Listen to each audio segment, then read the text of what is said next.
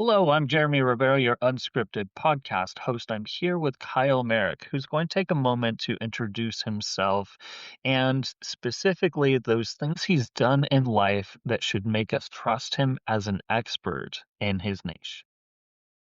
First off, trust me, I'm a marketer. That's the very important thing to open with. Kyle Merrick, the actor, voice artist, and now, well, still marketing coach. Um, I, no marketer is really trustworthy until you actually get to know them. So I'm not even going to try to pitch myself on that. Let me get through this conversation, listener, and then you can make whatever kind of summary that you want for me, and we'll take that as we need to. So what do you want? A quick overview of kind of how things shook out. So Where you been? Well, okay. So I'll start with what I'm up to these days, and then we can kind of drag it back maybe a decade or so. So these days, this is the second podcast recording for the day. There's been a couple different scenes for different projects that I've worked today, a couple different auditions that I've gotten out. And, I get up 5 a.m. I will, start with some affirmations and, some might call it manifestations, if you wish. But then, work out in the AM and get straight into the day. And, hopefully productivity can happen well before 9 a.m.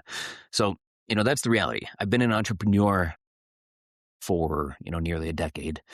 And that began as really a marketing agency. It was roughly around November, Thanksgiving 2024, that I kind of quietly shut the doors on that, agency operation for myriad different reasons, and we can get them into it later on in the conversation if you want. But it just wasn't the right product for the market. But I still found that a lot of people have this, as I've already said, this distrust of marketers. And so I figured, well, what happens if I take on this sort of educator role?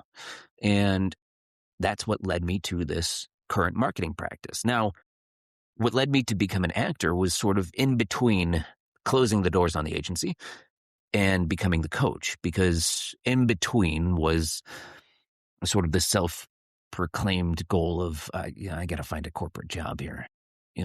Marketing director or creative director, something I had to mourn the fact that I was no longer going to be working for myself. And in that, I had to kind of fool myself into thinking I'm ready for corporate, which my parents were very excited for. They're like, oh, fine. Right. You get a taste of the sweet life.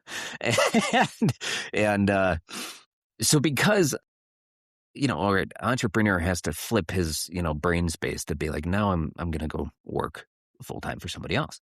So for me, that process meant a lot of inward work, understanding, what I value, what's going to drive me so that I can continue, doing good work on behalf of another team, making somebody else money, in essence. So amidst that, I did kind of acknowledge and realize, in the back of my mind, there'd always been this lingering curiosity of what happens if I spool up a career in front of the camera instead of behind it. And, I reached out to a friend. She got me in touch with an agency that she was previously signed with back in her, modeling days. And, I told them, well, I have a background in improv comedy, public speaking, largely due to, being a business owner. And they're like, well, fabulous. We'll take you. Sure. So that kind of really spun things up. Then I ended up on set of a biopic and met now a friend of mine. And she's like, get into action class, dude. Get your buns in there yesterday. And that's it. So acting, marketing, voiceover being part of the whole acting deal. Yeah, that's why you should trust me, because I'm an actor. And Trust me, I'm an actor. Yeah, arguably just about everything I said, I'm the least trustworthy individual because I can make it look really good.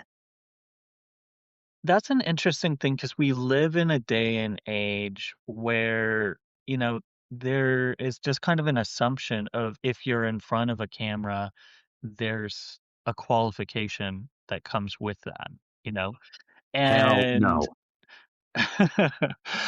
I think it's part of the consumer culture narrative, and there's a lot of forces that make you want to believe that because they make a lot of advertising money, you know, off of social media. There's impressions, you know, they have now even fake AI people that they're pushing out there that are obviously not real. Um, so it's an interesting time as a society. What are your thoughts on that aspect of being an actor, being in marketing, but also, you know, looking and realizing that maybe part of humanity wants the wool pulled over their eyes, or maybe there's enough people that aren't taking it off? Well, it's okay. So first off, I say hell no because I strictly agree with you.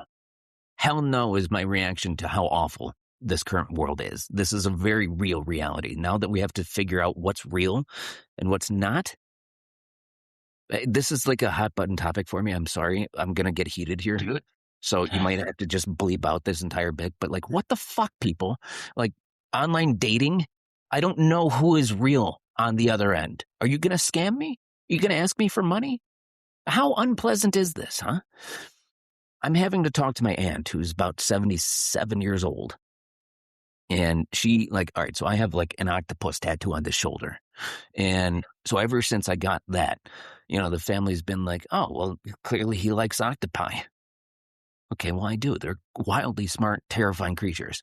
And my, my aunt will just like miscellaneously send me, on it, like Instagram and Facebook, like just reels of octopus doing their thing. If it's Yeah. the camouflage thing where they, blend into the whole thing, they're incredible creatures.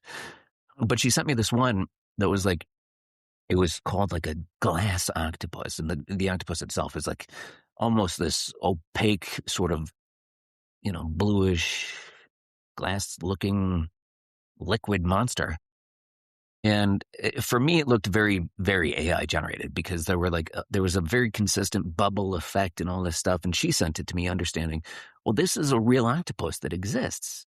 Now, for Yeah. me, because I have to be tuned into the what is real versus what is not. So she's my road trip buddy. So I end up, chatting with her for, lengths of time. And so a lot of the conversation, I actually just the other day voiced this suggesting, what, I'm actually envious of you because you're not going to be around to have to figure out where the world is going. In a lot of ways, this isn't me being like all strictly doom and gloom. Like there's a lot that I love in life. All the work that I'm doing, I see where I'm going with it. And, there's a lot that I hold as being like very prideful, but all of this with like, what is like fake news versus the real stuff, you're mentioning, have people woken up? Are they waiting to, take the mask off, or do they wish to keep it on? I think that's why sources like The Onion exist, essentially like Yeah. the blatantly fake news, like, Right. comedically fake, hopefully. And so, okay, that's fine. But then there are, the people that are essentially making real looking material that is strictly fictitious. Yes. That is what is truly problematic, if not extremely confusing, Yeah. because we have this world of like, okay, so maybe somebody posts like a maybe this episode alone, just due to some, asinine something I say, maybe this becomes a hot button topic. And then in the comment section, we see people like exploding. The internet, social media has just groomed us. And perhaps that's, the dude at the top, pumpkin that he is just like, he's all willy nilly with what he's saying. And he's just like, I stand by it. It's not what he says, it's how he says it. And that's a Right. very key element because that's what makes the actor, that's what makes the individual on camera believable, is how this material is delivered. People don't have the foresight to listen these days. That is what to me is most problematic. Three-fourths of the conversations that I have with other marketers on this show talk about how important it is for companies to be genuine and for them to show that they're trustworthy. Oh, in an age where people are more skeptical, in an age where you're looking at reviews as a consumer and wondering how many of these are fake, Most of and them. in an in an age where, even we have to question the source of these, to what can you do, or what you advise as a coach for businesses, ho to to genuinely fake being honest, because at a certain level of a company, you know, a founder's vision can only go so far. I think it's Yeah. easier at, like, a smaller business level, like you're selling permacast walls. It's good, you got a small team, 10, 20 people. You can keep that message and genuinely push your people, but at a certain size of company, when does that internal messaging, to try to be quote unquote honest, just become play acting at being honest? Is there such a thing as honesty in corporate marketing? There it's a very interesting question because I think I'm perhaps so grounded in a specific reality that there's part of me that would say mostly no. There is the component where, exactly what we're doing right now. This is conversation. That's the art of podcasting. That's what makes it, juicy and riveting for a lot of people, myself included. And okay, so corporate to me means we have HR, we have censorship, we have severe inclusivity. All of that is something that I wish not to speak on because I have just about nothing positive to say about that. Yes, inclusivity will bring all kinds of people together. I'm not saying that we need to carve people out of this equation. I'm not saying I'm supporting what ICE is doing here by eliminating people who are contributing to society positively. But censorship doesn't do anybody any good because the people that have the balls to go against the grain, do something different, this is where perhaps innovation lies. So censorship in a lot of ways, I believe, is stifling to that process, even in the most subtle ways.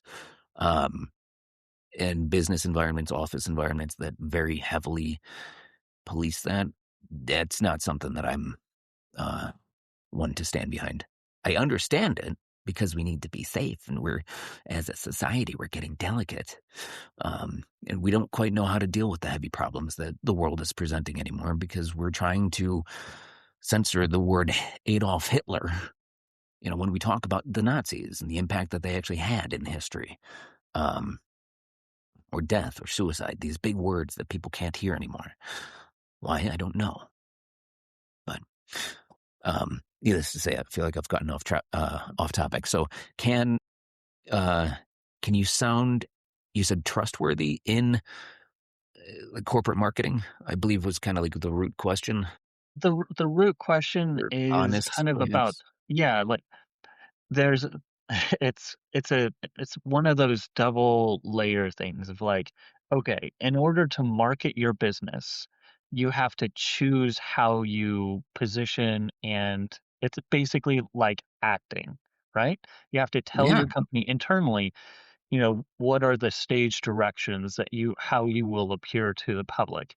yeah, And a lot of the conversations I have around digital marketing is that you need to approach that and try to communicate honestly, or communicate trustworthiness.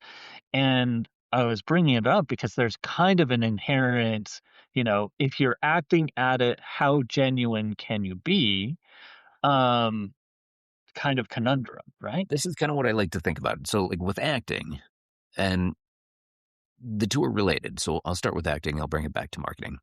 So with acting, okay, there's like I always think about it like a coloring book. Essentially, like the lines are really what is within bound and reason for what is going to be believable within the realm of the specific character that I'm playing. So I can use whichever colors I want to as long as I'm building within the lines. Now, the moments that I'm jumping outside the line, they better be very specifically chosen, because if I start going way outside the bounds, then people have lost the interest. The believability factor is just gone like that. So it's kind of the same with corporate.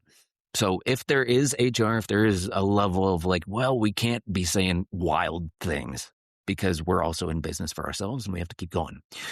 Okay, well then, understand what is the business character? What tone can you take? How creative, how, fluttery can you get with your own language? And then within that, bring out some stark realities about the industry. Take some positions. Don't be like, well, our competition is bad. If they're actually genuinely bad in your mind, then tell them, prove why. Show us a little bit of the secret sauce. Not so much that you're revealing the entire recipe, but just enough to tease like, okay, there is reason behind this rhyme. That's the essence is the reason that I'm so drawn to podcasting is because it's a vehicle to get very honest, actual thought out. Maybe I'm just, a little bit more flexible and fluid in how I, approach this business conversation. But having been in business for myself for a decade now, it's like, this is the only kind of conversation I actually value because I know it's real, because you can sense I'll say pain, perhaps, behind my words. Yeah. That is how you really understand it's real. Actors have to be good in order to touch on that level of pain. In business, I would say don't go into, don't be visibly in pain, but show the pain points that your customer base see, feel, understand, or perhaps, show them what they don't even see if you're, presenting a completely new product to them. So within the bounds of what's reasonable, be careful. I'm not telling you to just go, off the wall, but get creative. There's a lot of different ways that you can develop trust through earnest on-camera behavior without going cray-cray. I think that makes a lot of sense, and I think podcasting as a one-to-one medium, as a conversation, is going to be one of the last safe spaces as we Yes. see the proliferation of these nuclear weapons of LLM tools that can create massive, Human to massive human marketing. podcast. Yeah, This is human to the human. the very important bit, because a lot of these agencies, companies will, turn to AI tools and, they'll like just have like AI people talking about their products. I don't give a shit about anything your business has to say if you're using AI. Let me see the people behind it, even if they're paid actors. Come on. That's fair. I think, you know, I have been using LLM tools in some form since 2015 in SEO and search engine optimization, digital marketing. And I kind of see um, you know, when the big, I'll call it the chat GPT bomb dropped in 2023 on society of, oh, hey, there's this new tool. Well, I was like, this is 8 years old, and everybody's being introduced to it as if it's data from the enterprise, when it's a very dumb process based off of math that comes up with it's like my dad. I asked my dad once to help me with a paper on Yugoslavia, right? And he tells me Haven't the we all? story about how the Mongols invaded, and that's how this, second society of this culture came in, and that's the ethno regional clash that's happening there, and that's like why Slobodan Milosevic, etc., sounded great. And then I started doing the research for the paper, and I realized my dad was full of shit. He did not know one actual true fact except for the name of the leader of the country at issue. And Like, it's not how ChatGPT you say, it's says, not what you say, it's how you say it. yeah, and ChatGPT confidently lies to your face, and there's so many marketing teams out there just whole cloth copying and pasting. There's so many business owners that are just copying and pasting without further thought. output of these prompts and not harnessing genuine conversation. They're not taking the time to talk to their salesperson. They're not taking the time. I sat down and did a genuine interview with a friend who's a construction in the construction and renovation. And so much came out of like, how much they care, the thought process behind the design, the color picking, being empathetic to being in somebody's house to do, renovation for a period of time. You're going to kind of live with them for a while. So, as a business, you don't want to, do renovations for somebody that you're going to hate, and vice versa. You don't want to be somebody to be hated. But I think there's a trap there, right? In marketing of like trying to get the most signal out there leads to the adoption of LLM tools and just proliferating garbage, right? Yeah, well, it's in part laziness on behalf of the marketers to just say, like, well, if I don't have to write, why would I? I can save tremendous amounts of time. It's in part encumbrance. These teams are expected to do so much with so little time that, in other words, they're forced to turn to AI solutions because these corporate, beasts or, however big the company is, they're expecting, if we can, we should. And that may not always be the case. It's the Jeff Goldblum. You took so long to figure out if you could, you never stopped to think if you should. Yes. And it's, largely because people don't truly understand their marketplace, the individuals that they're speaking to, whether business or, uh, consumer. And, a lot of it just comes down to like, figure it out, man. Go talk to the people that you're trying to serve or provide solutions to or sell a product to, whatever. Get to know them, their world, and, the things that are encumbering them. And then the way that you communicate with them will present itself. So it's almost like the advice I would give to my just turned 13 daughter of you need to be empathetic and like take the time to understand other people and not allow your own personal worldview to dominate everything around you. You Mm. know, Sounds like like I should take a page out of her book there too with that bit of advice. it's hard because it in the personal world there's this self-construction of ego and how I see the world, and you can become a doormat, if you go too far on the other side. Like everything is about other people's reaction to you. That's my Yeah. mother-in-law. Yeah. Like Or like you're her playing the world is victim card or something. defined. Yeah. Yeah, her world is defined by how people react to her, and she's never going to be satisfied because nobody's ever going to live up to her expectations of how they should react to her. But that's the far side of emphasis, versus like, you know, we seem to have the opposite problem in a lot of our corporate culture and our pop culture of ego. And if you're just, oh, that's just, he just tells it how it is. Um, there's too much of like, your towering ego gets in the way, and people are admired for just being egotistical monsters. Which is So that's something that I'm actually trying to work on because I'm originally from Chicago. I'm a Midwesterner to the core. And even though I'm living out in Denver, which Denver moves slower than Chicago, which is itself frustrating at times.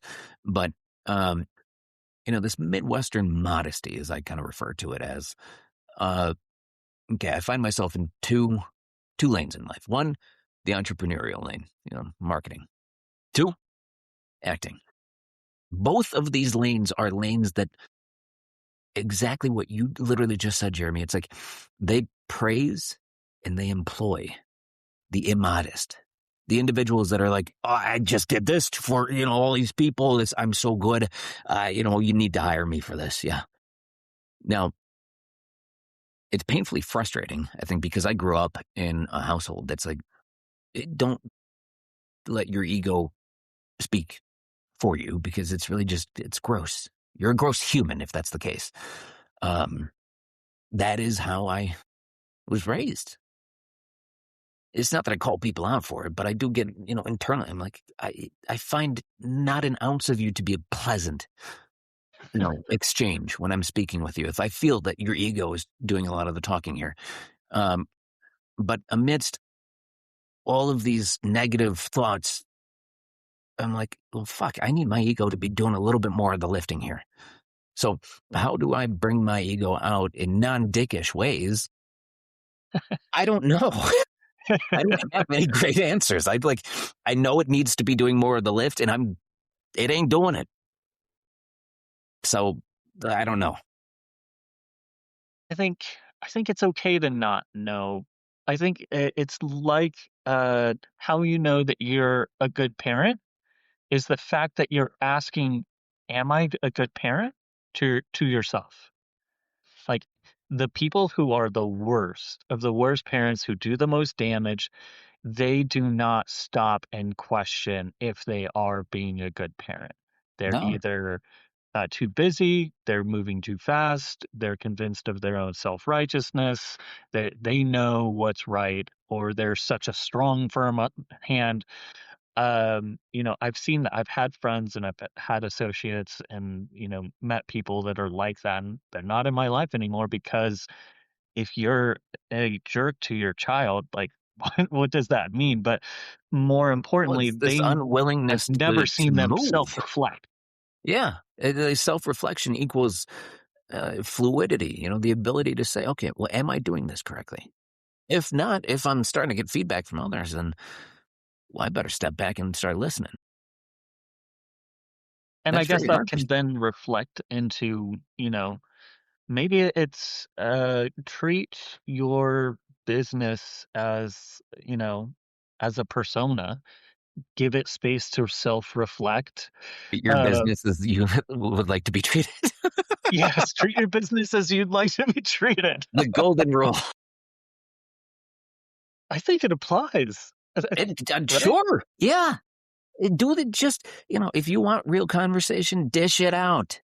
That's the best answer to your previous question of how can we get, more genuine conversation in, corporate marketing. Fucking do it. It ain't that hard. That's fair enough.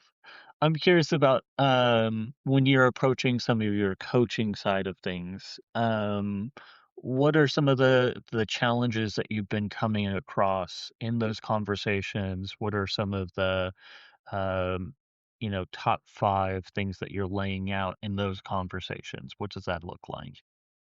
A lot of it stems largely from items that we've already covered. It's really okay. Well, the entrepreneur is the maker. So typically, the smaller entities are the individuals that I'm working with, and so in these occasions, a lot of times it's understanding who is it that you're talking to.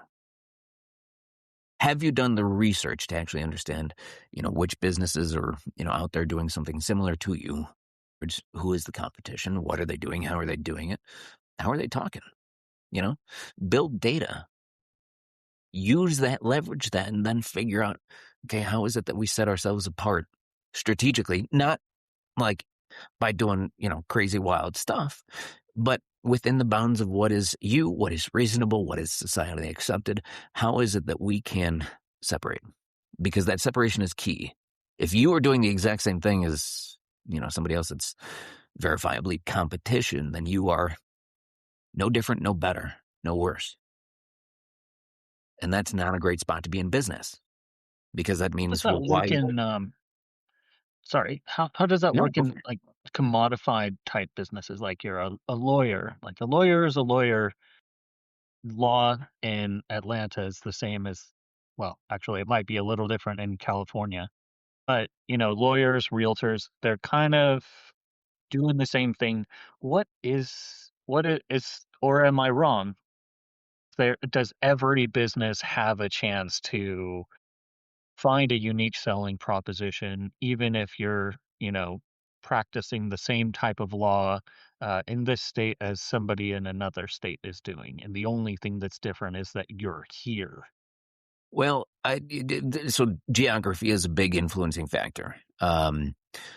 Because okay, so if you're like operating in like Georgia versus Colorado, there are going to be different laws. Like, if we're specifically only talking about lawyers, there's going to be different state laws that you have to adhere to, regardless. So that okay, well, one, that's consideration A. Now B, if you are in the same sort of lane of legal practice, one of the ways that you can really think about, okay, how do I separate myself from the other in a law firm that's perhaps just down the street? Like, I'm not a lawyer, so I'm not able to truly get into like, if I start saying like civil litigation or something like that, I'm not even entirely sure what that means. So I'm not going to like say different categories. But the idea is simply being, okay, understand where your expertise lies and then understand very thoroughly the group of individuals that is your client base. Because the more that you are able to speak that language, the way that you differentiate yourself is by saying, bud, I know you better than you know you. I mean, hopefully you don't say that because it's kind of creepy. It's a little stalkerish. Uh, but when you present that you actually have a more thorough understanding, well, okay, we have such a connected world these days. We can go find somebody else in just a New York minute if we need to. So, okay, well, why is it that I would go to you? Because you speak my language unequivocally, without question. So, understand thoroughly who you serve, how you serve them. If it is the exact same as some other, business, then perhaps maybe you try to build out a slightly different, practice so that you can shift a little bit of your market so it doesn't smell exactly the same as another. So, in other words, you got to do some work to really thoroughly understand what do you do and who for. That sounds pretty solid. It tracks, It's easier said than done. I'll say that for sure. yeah. And I think one action item obviously is probably, interview some of your clients, take the time, invite them out to coffee, offer a dinner, and Yeah, dinners, actually whatever. ask. Yeah, it's the human to human because, like it or not, regardless of where AI is these days, business is still human. And if we're not accounting for that human factor, I wish you the best. And I think it's also true of even though those systems like within Google, within, LLM tools, even uh, the information that we put out is designed to be consumed in a model that is thinking about the consumer. So, you can't just put out pure code, ones and zeros, like a whole page of ones and zeros of binary that only a computer can read, because Google, for one, has a lot of user-based criteria feedback systems of they want you to be doing the things that make it seem like the content you're creating is not for search engines, is not for bots, but is for humans. So even if you are, going to be addressing more and more bots as they, crawl your site and then go to Moltbook and and discuss it in social media, their own AI social media platform that came out two days ago. I uh, know. I just heard about that too, which is, it's bananas, but all I the wonder what the it's saying lesson about that I'm us. getting behind that is, even if, you do end up talking to bots, those bots are programmed to respond to content that's tailored to how humans should respond to it. So even if the reality is that there's kind of a robot sandwich of I'm using ChatGPT, it's, using Google to get results to give an answer based off of content that somebody created on their website, partially using an LLM tool. There's like humans here and then a bot, a layer of bots communicating in between. So there's a human to human bot sandwich, but you're still going to have a better outcome from the outset if you're tailoring and having those unique viewpoints, saying something that's differentiating, breaking the consensus, Yeah. or staking, some unique ground out there, staking a position that Yeah. differentiates you from the same guy doing the same thing down the street. The key there, though, is if you are differentiating yourself, you must be consistent. Consistency is key because, these LLMs, Google, all these different search engines, regardless of what they value, whether keywords to, essentially human design queries, it's like you need to be doing it a while for these different robotic entities to deem, all right, well, you're human and you do this. So whatever you do, whatever you find that you want to do, stick to it because it's going to take a while. It ain't going to happen overnight.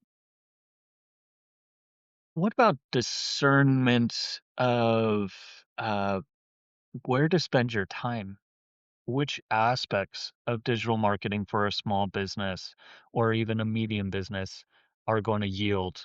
I can't speak to that because a lot of that is on who is it that you're selling to? What's your product? How are you helping all these folks? So you need to know very thoroughly that conversation and figure out, okay, where is your market actually spending their time? And then that's where you need to spend your time. So until I have any of that data, which I don't in this hypothetical instance, I need not waste time advising. Right. But at least it's there to think about as like a coda to have that conversation. But as part of that conversation, need to understand, hey, if she's 16 to 18, then they're probably going to be using TikTok to discover stuff instead of a Google search. Yeah, If they're in their 50s, then they're probably using an old PC laptop and don't know the difference between Yahoo and Google. And if there's a search bar, it's a Google. If they're, millennials, then they're probably obsessed with just using Google. And, so yeah. Well, then you can keep taking it like a step further because HPs will maintain viruses like nothing else. And they, okay, well, chances are the owner is probably going to go talk to their local Geek Squad. So if you want to build a partnership, go to Geek Squad and be like, well, we have a solution for these, folks that don't understand virus protection. So that's how you need to think about it is, make these ties, understand the user, understand their daily life, and then figure out, all right, well, maybe they indulge in a bit of the dark web, and perhaps that shuts their computer down. Well, if they're going to go talk to Geek Squad, then buddy with Geek Squad. love that. As a kind of wrap up here, anything that's been percolating on your mind you want to talk about as we kind of exit the interview? Any sore spots, or you have a soapbox you want to stand on and shout about something? Dude, this whole thing has been a soapbox, and you slid that box right under me too. Here Yeah, you go, sir. I hope it hasn't been terribly distasteful for you or anybody listening. These days are we're full of stark opinions, but we're also full of very, very quickly changing times with some wild stuff happening too. So I'm not asking for any level of forgiveness here, nor am I trying to pitch anything. This is just the reality of the world these days. It requires consideration, heated or otherwise, as long as you can be thoughtful about it. And that's my belief. So, no, I'm not going to pitch anything besides the marketing coaching practice. It's anarchyforaday.com. If you want to get in touch with me, I'm always open to conversation. Give me a follow. We can strike up conversation. Don't hit on me, please. I am very serious about that. Fair enough. I appreciate your time. One of the more fun conversations I've had these months. Really?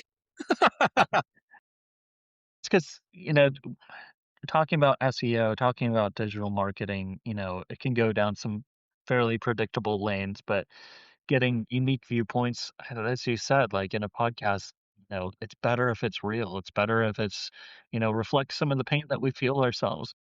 I enjoy every minute of that. So appreciate your time and thanks for coming on, Kyle. Jeremy, thanks, man. I really appreciate that perspective.